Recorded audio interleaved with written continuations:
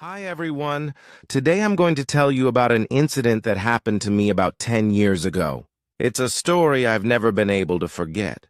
A day that started out as a simple road trip but ended up blurring the lines between reality and something much older and stranger. It's about a lost village, a beautiful girl, and a love that somehow exists outside of time.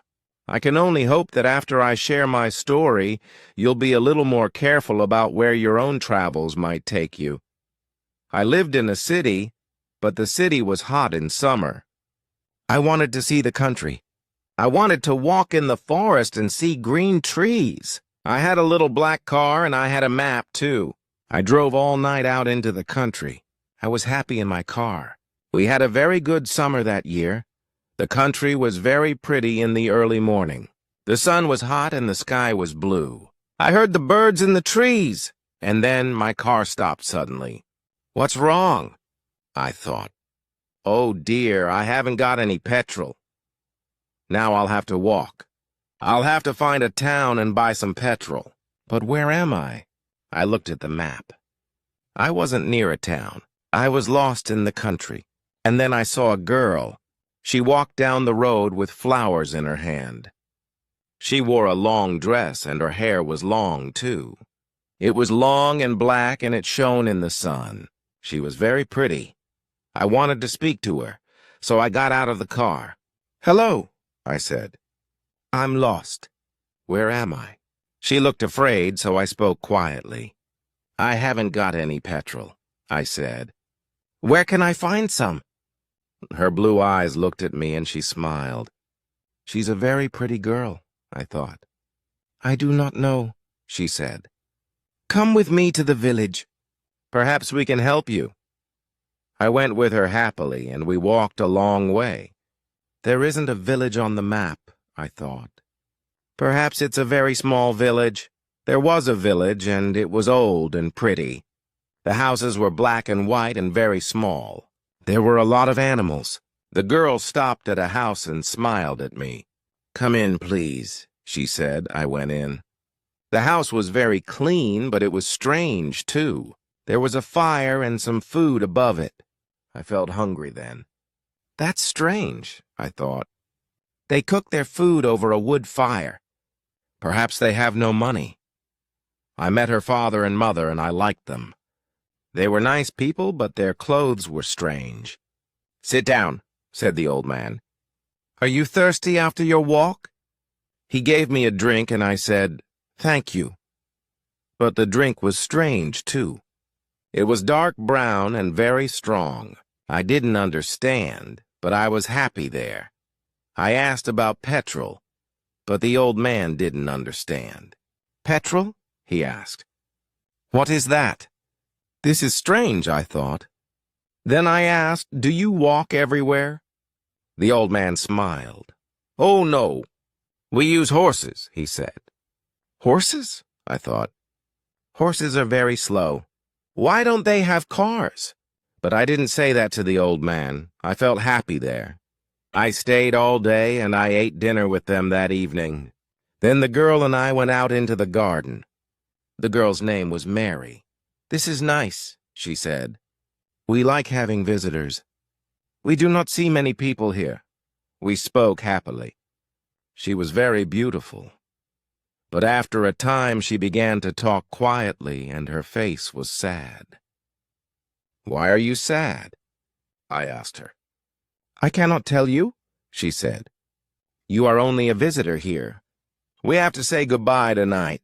You have to go now." I didn't understand. I loved her, I knew that, and I wanted to help her. Why did I have to go? But Mary said again in a sad voice, "You have to go." "It is dangerous here," so I said, "I'll go to the next town and find some petrol, then I'll come back." She didn't speak.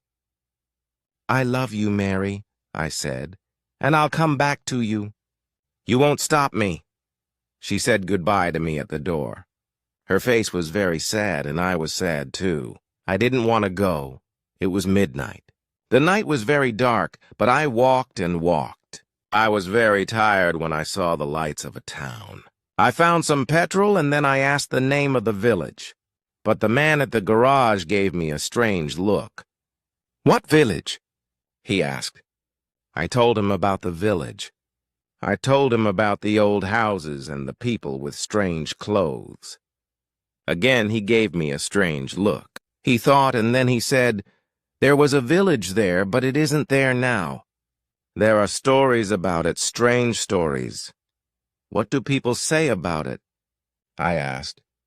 He didn't want to tell me, but then he said, "There was a big fire in the village. Everybody died. There aren't any people or houses there now."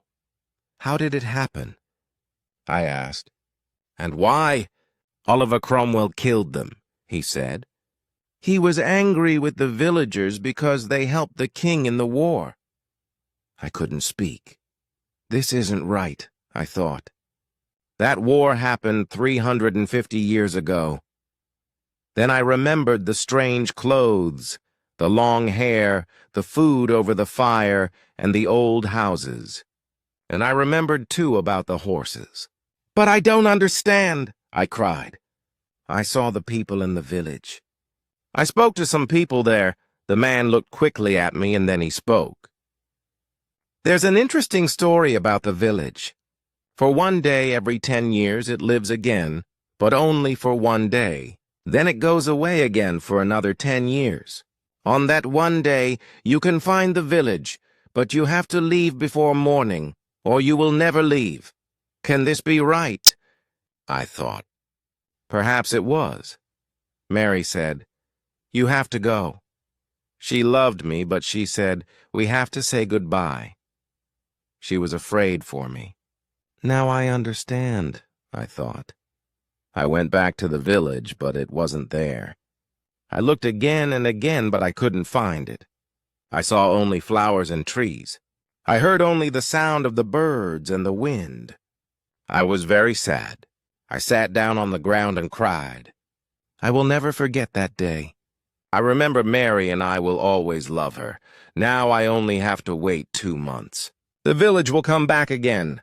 On the right day, I will go back. I will find her again, my love with the long black hair. And this time I will not leave before morning. I will stay with her. And so here I am 10 years later. That village may not exist on any map, and the people I met there may be a part of history. But the memory of Mary is as real to me as this room. I have marked my calendar and I am counting down the days. Soon, that one day every 10 years will arrive again. I will go back to that place, and this time I will not leave. Because when you find a love that defies time, you have to be willing to give up everything for it.